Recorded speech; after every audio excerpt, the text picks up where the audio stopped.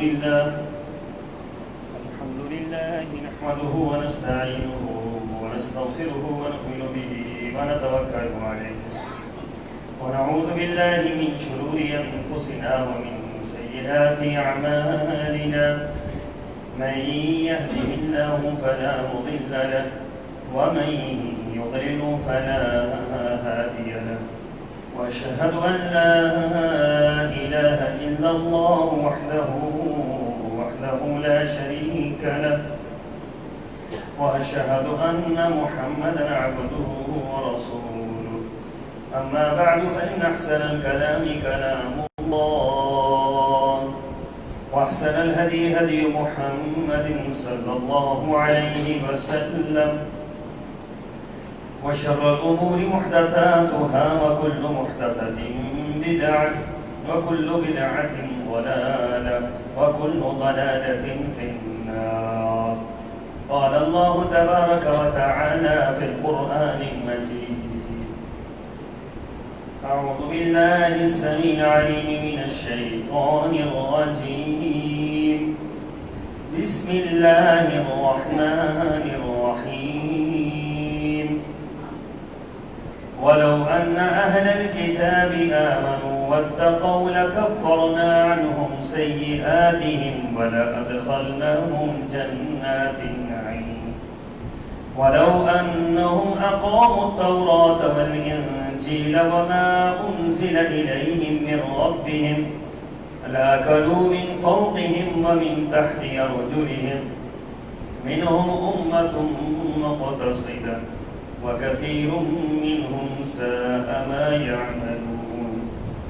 يا أيها الرسول بلغ ما أنزل إليك من ربك وإن لم تفعل فما بلغت رسالته والله يعصمك من الناس إن الله لا يهدي القوم الكافرين. قل يا أهل الكتاب لستم على شيء حتى تقيموا التوراة والإنجيل وما أنزل إليكم من ربكم وليزيدن كثيرا منهم ما أنزل إليك من ربك طغيانا وكفرا فلا تأس على القوم الكافرين. إن الذين آمنوا والذين هادوا والصابئون والنصارى من آمن بالله واليوم الآخر وعمل صالحا فلا خوف عليهم ولا هم يحزنون. اللهم صل على محمد وعلى آل محمد كما صليت على إبراهيم وعلى آل إبراهيم إنك حميد مجيد. اللهم بارك على محمد وعلى آل محمد كما باركت على إبراهيم وعلى آل إبراهيم إنك حميد مجيد. سبحانك لا علم لنا إلا ما علمتنا إنك أنت العليم الحكيم. اور اگر یہ اہل کتاب ایمان لے آتے اور تقوی اختیار کرتے تو ہم ان سے ان کی برائیاں زائل کر کے انہیں نعمتوں والے باغات میں داخل کرتے. اور یہ لوگ تورات اور انجیل پر اور جو دوسری کتابیں ان پر ان کے رب کی طرف سے نازل ہوئی تھی ان پر عمل پیرا رہتے تو ان کے اوپر سے بھی کھانے کو رزق برستا اور پاؤں کے نیچے سے بھی ان کے لیے رزق نکلتا. اور ان میں کچھ لوگ تو راہ راست پر ہیں لیکن اکثر ان میں بدعمل ہیں. اور اے محمد صلی اللہ علیہ وسلم جو کچھ آپ کے پروردگار کی طرف سے آپ پر نازل کیا گیا ہے اسے لوگوں تک پہنچا دیجیے. اور اگر آپ نے ایسا نہ کیا تو اللہ کا پیغام پہنچانے کا حق ادا نہ کیا، اور اللہ آپ کو لوگوں کے شر سے محفوظ رکھے گا۔ اللہ تعالیٰ یقیناً کافروں کی رہنمائی نہیں کرتا۔ اور اے محمد صلی اللہ علیہ وسلم، آپ ان سے کہہ دیجئے، اے اہل کتاب، جب تک تم تورات، انجیل اور جو کچھ تمہارے رب کی طرف سے تم پر نازل کیا گیا ہے اس کی پابندی نہ کرو گے تو تم دین کی کسی اصل پر نہیں ہو، اور جو کچھ آپ کی طرف سے نازل کیا گیا وہ تو ان میں سے اکثر کو سرکشی اور کفر ہی بھی بڑھائے گا، لہذا آپ ان کو کافروں کی باتوں پر غم زدہ نہ ہو۔ جو لوگ ایمان لائے، وہ یہودی ہوں، صابی ہوں یا نصارہ ہوں، ان میں سے جو بھی سچے دل سے اللہ پر، روز آخرت پر ایمان لائے گا، نیک عمل کرے گا، تو ایسے لوگوں کو نہ کوئی خوف ہوگا اور نہ ہی یہ لوگ غمگین ہوں گے۔ آیت نمبر 64 تا 69 سورہ المائدہ۔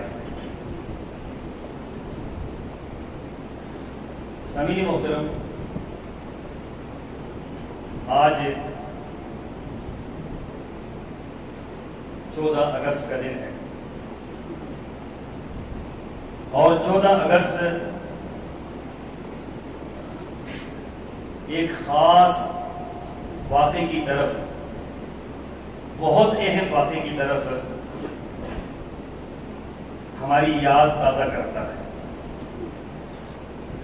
میں آج کے اس خطبے کو اگر 3 حصوں میں تقسیم کروں تو سمجھنے میں بہت آسانی ہوگی۔ نمبر 1، آزادی پاکستان۔ نمبر 2، مقاصد پاکستان۔ نمبر 3، استحکام پاکستان۔ اور نمبر 4، تکمیل پاکستان۔ سب سے پہلے بات کرتے ہیں آزادی پاکستان کی۔ بر صغیر پاک و ہند، یہاں پر مسلمانوں نے 800 سال حکمرانی کی، اور اس تاریخ سے آپ میں اکثر لوگ واقف ہوں گے۔ بر صغیر یہ سارے کا سارا مسلمانوں کے زیر نگین تھا۔ نظام قدرت یہ ہے کہ جب مسلمان اللہ تعالیٰ کی تعلیمات سے روگردانی کرتے ہیں تو پھر مسلمانوں کو بہت بڑی بڑی شکست سے دوچار ہونا پڑتا ہے۔ 800 سال کی حکمرانی کے بعد جب مسلمان زوال پذیر ہوتے ہیں تو وہ زوال کی تاریخ اگر آپ پڑھیں تو رونگٹے کھڑے ہو جائیں گے، پاؤں کے نیچے سے زمین نکل جائے گی کہ اس گھر کو آگ لگ گئی، اس گھر کے چراغ سے۔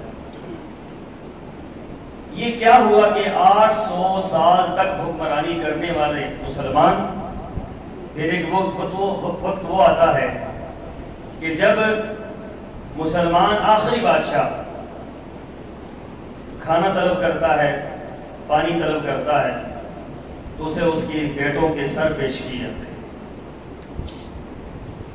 اور وہ یہ اس کی آخری خواہش پوچھی جاتی ہے کہ تمہاری آخری خواہش کیا ہے؟ تو یہ کہتا ہے کہ میری آخری خواہش یہ ہے کہ مجھے میری سلطنت میں دفنا دیا جائے۔ لیکن تاریخ یہ بات بتلاتی ہے کہ بہادر شاہ ظفر کی وہ آخری خواہش بھی پوری نہیں کی، اسے اس سرزمین میں نہیں دفنایا گیا، اسے یہاں سے باہر لے جا کر دفنایا گیا۔ اس کی طویل ایک تاریخ ہے اور اس نے اس پر بہت کچھ کہا ہے۔ یہ اتنا عروج اور پھر اتنا زوال، ہم یہ سمجھتے ہیں کہ ان پر عروج آیا، ان پر زوال آیا، ہمارے اوپر کچھ نہیں ہوگا، جبکہ اللہ کا قانون ایسا نہیں۔ بنی اسرائیل پر عروج بھی آیا اور زوال بھی آیا۔ بنی اسرائیل پوری دنیا پر حاوی تھے۔ اللہ تعالیٰ نے بنی اسرائیل کو قرآن پاک کے اندر مخاطب کیا، یا بنی اسرائیل اذکروا نعمتی التی انعمت علیکم وانی فضلتکم علی العالمین۔ اے بنی اسرائیل، تمہیں ہمیں سارے جہان پر فضیلت عطا کی، نبوت بھی بنی اسرائیل کے پاس تھی اور حکومت بھی بنی اسرائیل کے پاس تھی، لیکن ہوا کیا کہ بنی اسرائیل نے اللہ کے احکامات کی پیروی نہیں کی، اللہ کے ساتھ جو معاملہ تھا، جو معاہدہ تھا، اس کی پاسداری نہیں کی، جس کا قرآن پاک میں جا بجا اللہ نے فرمایا اوفوا بعہدی اوفی بعہدی، تم مجھ سے کیا ہوا وعدہ پورا کرو کہ تم سے کیا ہوا وعدہ پورا کروں گا۔ تو بنی اسرائیل نے، یہ اللہ تعالیٰ کا نظام ہے کہ اللہ تعالیٰ فرماتے ہیں پہلے تم پورا کرو پھر میں کروں۔ ہم یہ کہتے ہیں کہ پہلے اللہ کرے پھر ہم سوچیں، تو ایسا تو کبھی بھی نہیں ہوگا۔ ضرورت ہماری ہے، ضرورت اللہ کی، محکوم ہم ہیں یا اللہ ہے، نعوذ باللہ من ذالک۔ ضرورتیں ہماری ہیں یا اللہ کی، سوال ہم پر آئے گا یا اللہ کا؟ ضرورتیں ہماری ہیں، مظلوم ہم ہیں، سوال ہمارے اوپر آنا ہے، کمزور ہم ہیں، عاجز ہم ہیں۔ اللہ تعالیٰ کے لیے تو کوئی ایسا مسئلہ نہیں، کل یوم ہوا فی شأن، ساری دنیا الٹ پلٹ ہو جائے، اللہ تعالیٰ روزانہ اس کی شان میں اضافہ ہوتا ہے، روزانہ اس کی عظمت میں اضافہ ہوتا ہے۔ اسی لیے فرمایا فاذکرونی اذکرکم، تم مجھے یاد کرو تو میں تمہیں یاد کروں گا۔ ایسا نہیں ہوگا کہ تم مجھے بھول جاؤ اور میں تمہیں یاد کروں گا، ایسے کیسے ہو سکتا ہے؟ وَلَا تَكُونُوا كَالَّذِينَ نَسُوا اللَّهَ فَأَنسَاهُمْ أَنفُسَهُم، اللہ کو نہ بھلانا۔ اللہ کو بھلاؤ گے تو نتیجہ کیا نکلے گا کہ اللہ تعالیٰ تمہیں اپنا آپ بھی بھلا دے۔ اللہ کو یاد رکھو گے اللہ تمہیں یاد رکھے گا، اللہ کی طرف بڑھو گے اللہ تمہاری طرف بڑھے گا، اللہ تعالیٰ کی دین کو نافذ کرو گے اللہ تعالیٰ کی نصرتیں تمہیں ملیں گی۔ اگر ایسا نہیں ہوگا تو جو بو گے وہی کاٹو، جو ہم نے بونا ہے وہی ہم نے کاٹنا ہے، نتیجہ ہمارے سامنے آ جائے گا۔ جو بوئیں گے تو جو نکلے گا، گندم بوئیں گے گندم نکلے گی، مکئی بوئیں گے مکئی نکلے گی۔ ایسا تو کبھی نہیں ہو سکتا کہ آپ مکئی بو دے وہاں سے گندم نکل آئے۔ آپ برائیاں کرتے رہیں، اللہ کی نافرمانی کرتے رہیں، اللہ کے احکامات کو پس پش ڈالتے رہیں، حدود اللہ کو پامال کرتے رہیں اور اللہ تعالیٰ آپ پر رحمت نازل کرتا رہے، ایسے تو نہیں ہوگا۔ ایک تاریخ ہے پوری مسلمانوں کے زوال کی، اور میرا دل چاہتا ہے کہ میں کسی وقت یہ تاریخ شروع کروں اور آپ کو پوری تاریخ سے روشناس کروں۔ اللہ کرے کہ وقت آئے اور میں ایسا کر سکوں۔ تو یہ جو بنی صغیر کا معاملہ تھا یہ بہت اہم تھا کہ ایک وقت وہ ہے 800 سال حکمرانی، اور دوسرا وقت وہ ہے کہ انگریز حاوی ہو گیا اور انگریز کے ہاتھوں ہم ذلیل و رسوا ہوئے۔ انگریز کہاں سے آیا تھا؟ برطانیہ سے۔ ہم لوگ یہاں کے مقیمی اور اتنی کثیر تعداد میں، اور پھر ہوا کیا کہ تہ تہ ہو گئے اور حشر نشر ہو گیا، پھر غلامی میں جکڑ دیے گئے، پھر وہ مسلمان کے جو آزاد تھے حکمران تھے وہی مسلمان غلام بن گئے۔ 1857 کی جنگ آزادی شروع ہوئی، تو پاکستان کب آزاد ہوتا ہے؟ 1947 میں۔ 1857 سے لے کر 1947 تک کا یہ 90 سال کا عرصہ بنتا ہے۔ 90 سال تک بر صغیر کے مسلمانوں نے جنگ آزادی لڑی، 90 سال تک۔ اس میں لاکھوں علماء کی قربانیاں شامل ہیں۔ تاریخ فرشتہ میں محمد قاسم فرشتہ نے لکھا ہے، بڑی معتبر تاریخ ہے بر صغیر کی۔ وہ لکھتا ہے کہ دنیا کہتی ہے کہ بر صغیر میں اسلام کمزور ہو گیا، اور بر صغیر میں یہ حال تھا کہ میلوں کے میلوں مسجدیں نظر نہیں آتی تھی، میلوں کے میلوں مولوی نظر نہیں آتا تھا، 4 دن 10 دن جنازے پڑے رہتے تھے، کوئی جنازہ پڑھانے والا نہیں آتا تھا، بچہ پیدا ہو جاتا تھا کان میں اذان دینے والا کوئی نہیں ہوتا، روتے تھے لوگ کہ مولوی کو کہاں سے لائیں۔ ایک مولوی 20 گاؤں کے اندر جا کر نمازیں پڑھایا کرتا ہے۔ وہ کہتے ہیں یہ ہوا کیا، کیوں مولوی جو ہے ختم ہو گئے؟ لکھا ہے محمد قاسم فرشتہ نے کہ ایک دن کے اندر بنگال کے ایک علاقے کے اندر 1 لاکھ علماء کو قتل کر دیا گیا تھا۔ جو مولوی ملتا تھا قتل کر دیا جاتا، جس کی داڑھی نظر آتی قتل کر دیا جاتا تھا، جو نماز پڑھنے جاتا تھا اس کو قتل کر دیا جاتا تھا۔ انہیں پتا تھا انگریز کو کہ یہ وہ طبقہ ہے جو ہمارے خلاف اٹھ سکتا ہے، جو ہمارے خلاف اٹھ سکتا ہے، ہمارے خلاف لوگوں کو اٹھا سکتا ہے۔ لہٰذا اس مولوی کو ختم کیا جائے، مسجد کو ختم کیا جائے، مدرسے کو ختم کیا جائے، مولوی کو ختم کیا جائے، نماز کو، مسجد کے تعلق کو مسلمان سے کاٹ دیا جائے، اور مسلمان کا جب کوئی اسلام ہی نہیں رہے گا تو ہم جو مرضی کرتے رہیں گے۔ اس وقت کے لوگوں نے یہ چراغ روشن رکھے۔ میں یہ کہتا ہوں نا کہ آپ جب علماء کے خلاف جو لوگ بولتے ہیں، خدا را سوچا کریں گے یہ دین کہاں سے نکلا اور کہاں تک پہنچا اور کیسے پہنچا۔ لاکھوں نہیں کروڑوں لوگوں کی قربانیوں سے یہ دین ہم تک پہنچا ہے۔ آج لائق چوک کی مسجد کے اندر اگر میں کھڑے ہو کر پرامن طریقے سے آپ کے سامنے بیان کر رہا ہوں، آپ سن رہے ہیں، تو اللہ کی قسم اس کے پیچھے لاکھوں علماء کی قربانیاں، جن کو خنزیر کے چمڑے میں سی دیا گیا اور خنزیر کے چمڑے میں ڈال کر جن کو قبروں کے اندر ڈال دیا گیا اور ان کی چہروں کو مسخ کر دیا گیا، ہزاروں نہیں لاکھوں علماء کرام ایسے تھے، ایک دن کے اندر شہید کیا گیا۔ تو اس کے بعد اللہ تعالیٰ نے یہ دن ہمیں دکھایا کہ پاکستان کو آزادی ملی، ہندوستان کو آزادی ملی۔ پھر جب ہندوستان کی آزادی کی باری آتی ہے، پھر دو طبقے بن جاتے ہیں۔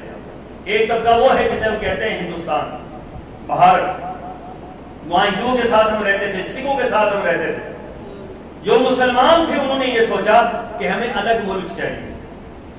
کیوں؟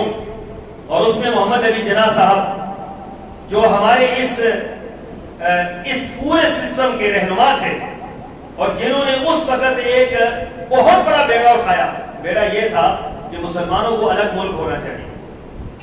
اس لیے ہونا چاہیے اس لیے کہ مسلمان آزادی کے ساتھ اپنے دین کو نافذ کریں، دین پر عمل کریں، دین پر چلتے رہیں۔ دو قومی نظریہ جو پیش کیا گیا وہ یہ تھا کہ ہندو ایک الگ قوم ہے، مسلمان ایک الگ قوم ہے، ان کا کلچر علیحدہ ہے، ہمارا کلچر علیحدہ ہے، ان کی ثقافت علیحدہ ہے، ہماری ثقافت علیحدہ ہے، ان کا دین علیحدہ ہے، ہمارا دین علیحدہ ہے، ان کے قوانین علیحدہ ہیں، ہمارے قوانین علیحدہ ہیں۔ ہم ایک ملک کے اندر کیسے رہ سکتے ہیں؟ لہٰذا ہم ان سے علیحدہ ہوں۔ پھر ایک الگ جنگ شروع ہوئی اور اس جنگ میں ایک ہجرت کا معاملہ شروع ہوا، پاکستان کا نام پیش کیا گیا۔ یہ خواب دیکھا تھا علامہ اقبال نے، اور اس کے پیچھے جنگ آزادی کے لاکھوں علماء کی قربانیاں تھیں، اور اس کے بعد تکمیل کے لیے اللہ تعالیٰ نے چنا محمد علی جناح صاحب کو، اور پھر یہ 1947 میں یہ عظیم ملک معرض وجود میں آتا ہے۔ جب ہم کہتے ہیں نا کہ یہ پاکستان بن گیا، تو آپ کیا کہتے ہیں؟ پاکستان ویسے ہی دن اور رات میں بن گیا، کوئی قربانیاں نہیں ہوئی۔ پاکستان بننے کے بعد ایک الگ داستان شروع ہوئی، اور وہ یہ تھی کہ 20 لاکھ مسلمانوں نے اپنے خون کے نذرانے پیش کیے۔ انڈیا سے ٹرین چلتی تھی مسلمانوں کی بھری ہوئی، اور جب لاہور میں آ کر پہنچتی تھی تو وہاں لاشوں کے سوا کچھ نہیں ملتا۔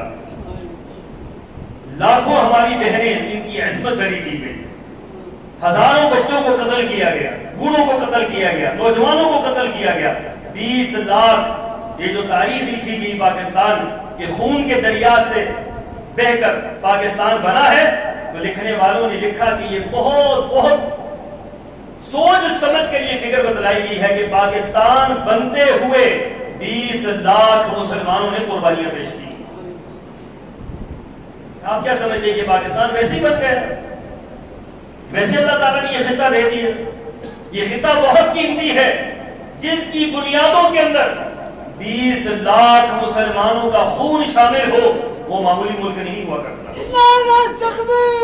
اور پھر یہ بھی دیکھیں آپ کہ جب پاکستان کی بنا ڈالی جاتی ہے تو ایک مقصد، بہت بڑا مقصد سامنے پیش کیا جاتا ہے۔ مقصد کیا ہے؟ پاکستان کا مطلب کیا؟ لا الہ، یہ مقاصد ہے پاکستان۔ آزادی کے بعد مقصد کیا تھا؟ کیوں بنایا یہ خطہ؟ کس لیے بنایا یہ خطہ؟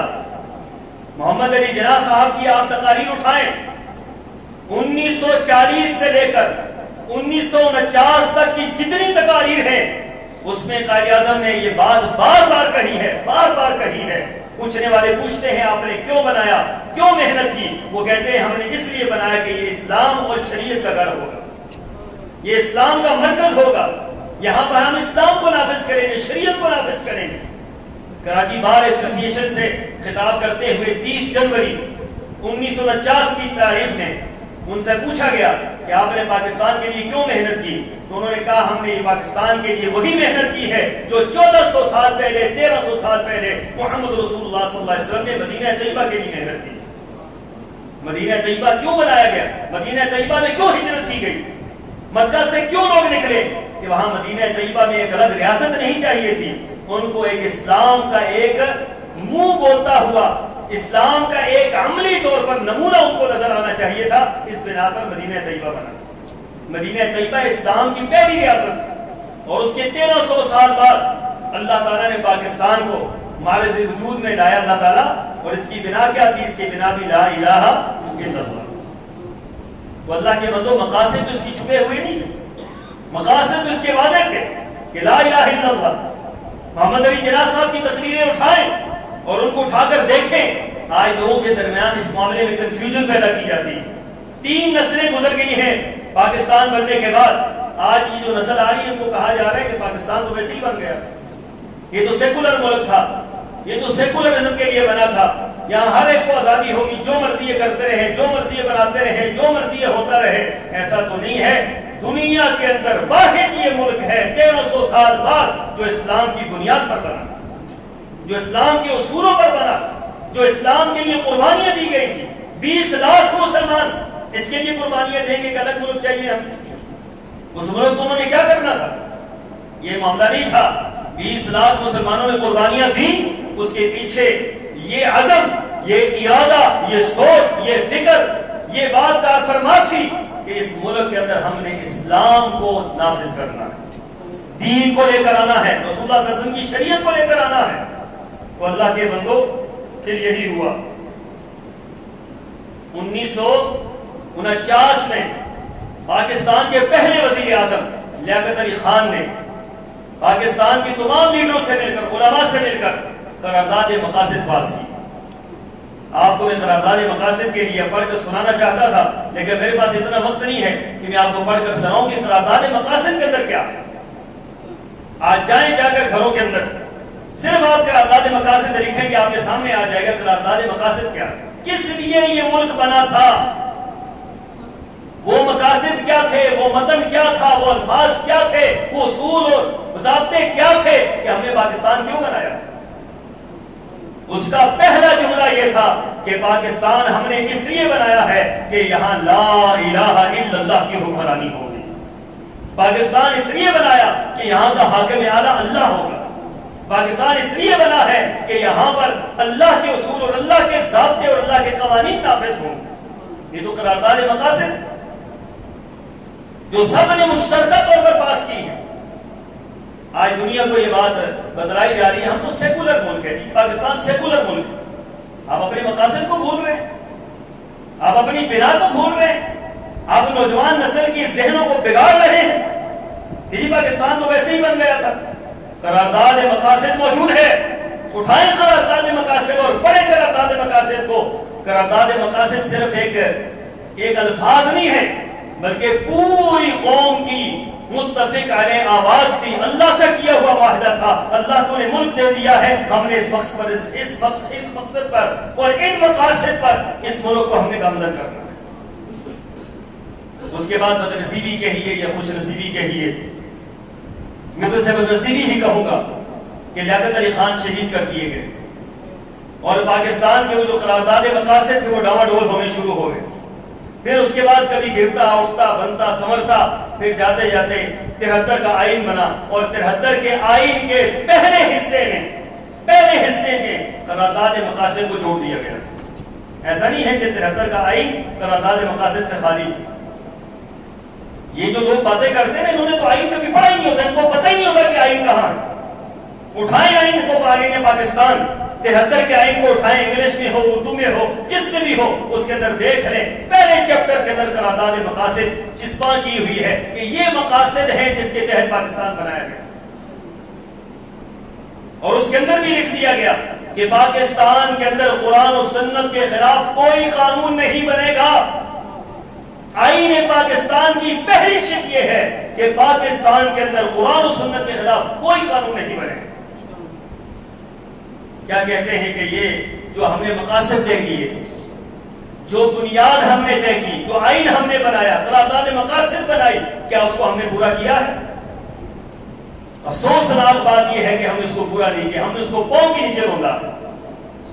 جو آیا، جو پارٹی آئی، جو لوگ آئے، جو افراد آئے، چاہے وہ ادھر سے آئیں، ادھر سے آئیں، آگے سے آئیں، پیچھے سے آئیں، لوگوں کے بنائے ہوئے آئیں یا خود آئیں، ان سب نے قرارداد مقاصد اور آئین پاکستان کی دھجی اڑا کے رکھا۔ ہر ایک نے اپنی حکومت کو پورا کرنے کی کوشش کی، ہر ایک نے پاکستان کو اپنے مقاصد کے لیے استعمال کیا، اپنے ذاتی دستور بنائے گئے، ذاتی منشور بنائے گئے، ذاتی جھنڈے بنائے گئے، ذاتی ضابطے بنائے گئے۔ آج ہر پارٹی کا الگ منشور ہے، ہر پارٹی کا الگ دستور ہے۔ جب ایک دستور موجود ہے پاکستان کا، جب ایک آئین موجود ہے پاکستان کا، جب ایک جھنڈا موجود ہے پاکستان کا، جب مقاصد موجود ہے پاکستان کے، تو پاکستان کے اندر رہنے والی ہر پارٹی نے الگ جھنڈا بنایا، الگ دستور بنائے، الگ آئین بنایا کہ وہ علیحدہ ہے، یہ علیحدہ ہے۔ تو مجھے بتلائیے کہ پاکستان ادھر جا رہا ہے، ہم ادھر جا رہے ہیں۔ یہ غداری ہوئی ہے پاکستان کے ساتھ، آئین پاکستان کے ساتھ یہ غداری ہوئی۔ اس انداز سے آئین پاکستان کو توڑا گیا، مذموم مقاصد کے تحت بیرونی ایجنڈے پر کام کرنے والے لوگوں نے پاکستان کو اس کی پٹری سے ہٹانے کی کوشش کی۔ اور آج ہم کہاں کھڑے ہیں؟ کتنے سال ہو گئے پاکستان بنے ہوئے؟ 73 سال ہو گئے۔ 73 سال میں آپ نے 73 اللہ کے قانون نافذ کیے اس ملک کے اندر۔ کیا جواب دیں گے کل رب کو؟ جنہوں نے بنایا انہوں نے تو بنا لیا، جنہوں نے مقاصد طے کیے طے کر لیے۔ اب آپ کے ہاتھ میں ہے پاکستان، استحکام ہے پاکستان، استحکام ہے پاکستان اس قرارداد مقاصد کے نافذ کرنے میں، آئین پاکستان کے نافذ کرنے میں، دستور پاکستان کے نافذ کرنے میں ہے۔ اگر آپ ایسا نہیں کریں گے پاکستان مستحکم نہیں ہو سکتا۔ جب مقاصد ہی آپ نے پورے نہیں کرنے، مقصد جو تھا وہی پورا نہیں ہونا۔ یہ گلاس کس لیے بنایا؟ اس کا کوئی مقصد ہے۔ جب وہ مقصد پورا نہیں ہوتا وہ تو پڑی ہوئی چیز ہے، وہ تو فالتو چیز ہے، بیکار چیز ہے، کل ختم ہو جائے۔ تو پاکستان اس لیے نہیں بنایا تھا کہ یہاں کچھ آئیں، کھائیں اور پئیں اور چلے جائیں، یا کوئی آئے اپنی حکمرانی کرے وہ چلا جائے، کوئی پارٹی آئے وہ چلی جائے، فلاں ہو جائے۔ ایسا نہیں ہے، یہ پاکستان خاص مقصد کے لیے بنا اور وہ مقاصد طے ہیں۔ وہ مقاصد آج بھی موجود ہیں، لکھے ہوئے موجود ہیں، ان ریٹن موجود ہیں۔ ان کو ہمیں سامنے رکھ کر استحکام پاکستان کی کوشش کرنی پڑے۔ اور پھر آئیے تکمیل پاکستان کب ہوگا؟ تکمیل پاکستان اس وقت ہوگا آپ کی ایک شہر اس کے اوپر دشمن کا ہاتھ ہے۔ کہا تھا نا ہم نے، محمد علی جناح صاحب نے طے کیا تھا، اور اس وقت کی جو انہوں کی قراردادیں یہ موجود ہیں، جنہوں نے یہ کہا تھا کہ کشمیر یا کوئی بھی جگہ جہاں پر اکثریت مسلمانوں کی ہوگی وہ جس کے ساتھ مرضی رہنا چاہے رہ جائیں۔ تو اس وقت کشمیری مسلمانوں نے پاکستان کے ساتھ الحاق کا کہا تھا، جو 73 سال ہو گئے ہیں ان کی محنت جاری ہے لیکن یہ پورا نہیں ہوا۔ آج ہم یہ کہتے ہیں کہ ہم تھوڑی سی دیر کے لیے احتجاج کریں گے، تو آپ نے تکمیل پاکستان کے لیے تو کچھ بھی نہیں کیا۔ اس کے لیے آپ کو جنگیں لڑنی پڑے گی، اس کے لیے آپ کو جہاد کا اعلان کرنا پڑے گا، اس کے لیے آپ کو اپنی قوم کو تیار کرنا پڑے گا۔ اس کے لیے شاہین غوری اور یہ جو آپ نے بنائے ہیں بڑے بڑے میزائل، کہ جن میزائلوں سے دشمن گھبراتا ہے اور ڈرتا ہے، خوف کھاتا ہے، وحشت کھاتا ہے کہ یہ میزائل ہمارے لیے بڑے خوفناک ہیں، یہ آپ کو چلانے پڑیں گے۔ کشمیر کی آزادی انشاءاللہ دور نہیں ہے۔ اللہ دیکھتا ہے نا قوموں کو، اللہ یہ دیکھتا ہے کہ یہ قربانی کیسے پیش کریں گے، اللہ یہ دیکھتے ہیں یہ قربانی کیسے پیش کریں گے۔ فَسَيَرَى اللَّهُ عَمَلَكُمْ وَرَسُولُهُ وَالْمُؤْمِنُونَ، فرمایا اللہ دیکھنا چاہتا ہے، اللہ کا رسول دیکھنا چاہتا ہے، مومن دیکھنا چاہتے ہیں تمہاری ایمانی حالت کیا ہے۔ اگر آپ کی ایمانی حالت درست ہوگی، آپ کے طریقہ کار درست ہوگا، آپ کے فیصلے درست ہوں گے، مدد کون کرے گا؟ مدد تو اللہ کرے گا، اللہ کی مدد شامل حال رہے گی۔ تو یاد رکھیے آزادی پاکستان بہت بڑی قربانی ہے، بہت بڑی قربانیاں۔ مقاصد پاکستان یہ ہمارے پاکستان کی زندگی ہے، یہ زندگی ہے پاکستان کی، اور استحکام پاکستان یہ قرآن و سنت کے نفاذ میں ہے۔ اور آخری بات تکمیل پاکستان، یہ کشمیر کی آزادی کے ساتھ اور پاکستان کے اندر قرآن و سنت کے نفاذ کے ساتھ اس کی تکمیل ہوگی۔ اگر یہ نہیں ہوگا تو اللہ کے ساتھ غداری ہے۔ یہ نہیں ہوگا تو رسول اللہ صلی اللہ علیہ وسلم کے ساتھ کیے ہوئے معاہدوں کی غداری ہے. اللہ 20 لاکھ مسلمانوں کے خون کے ساتھ بے وفائی ہے. اور 1857 کی جنگ آزادی جو 90 سال تک لڑی گئی اس کے ساتھ بھی یہ غداری. اور یاد رکھیے کہ آپ مستحکم اس وقت تک نہیں ہوں گے اگر آپ کی عدالتوں کے اندر انگریز کا قانون ہے, اگر آپ کے اسکولوں کے اندر لال میں کالے کا قانون ہے, لال میں کالے کا نظام تعلیم ہے. آپ کبھی مستحکم نہیں ہو سکتے. آپ کی بینکوں کے اندر سودی نظام ہے, سودی معیشت ہے, کس طرح مستحکم ہو سکتے ہیں؟ ایک طرف آپ اللہ سے جنگ کر رہے ہیں, ایک طرف رسول اللہ سے جنگ کر رہے ہیں, ایک طرف اسلام کے خلاف جا رہے ہیں, اور دوسری طرف کہتے ہیں ہم مسلمان ہیں. جبرن مسلمان نہ بنے, خدا را جبرن مسلمان نہ بنے. وہ مسلمان بنے جن کو اللہ اس کے رسول مسلمان کہتے ہیں, جس کو اسلام مسلمان کہتا ہے, جس کو اللہ تعالیٰ مطالبہ کرتا ہے جس اسلام کا, وہ مسلمان بنے, جبرن مسلمان نہ بنے.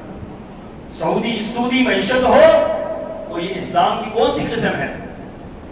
انگریز کا کالا قانون ہماری عدالتوں کا حصہ ہو, یہ اسلام کی کون سی قسم ہے؟ لال میں کالے کا نظام تعلیم ہو تو یہ کون سی قسم ہے؟ یہ اسلام کی کون سی قسم ہے؟ تو اللہ کے بندوں, میں آپ سے گزارش کرنا چاہوں گا, خدا را اپنے اصل مقاصد کی طرف واپس آئیں. جو مقاصد طے ہیں ان کی طرف آئیں, اور وہ کیا ہیں وہ آپ کے سامنے میں نے بیان کر دیے ہیں. اللہ تعالیٰ پہلے مجھے اور آپ کو اس پر عمل پیرا ہونے کی توفیق عطا فرمائے.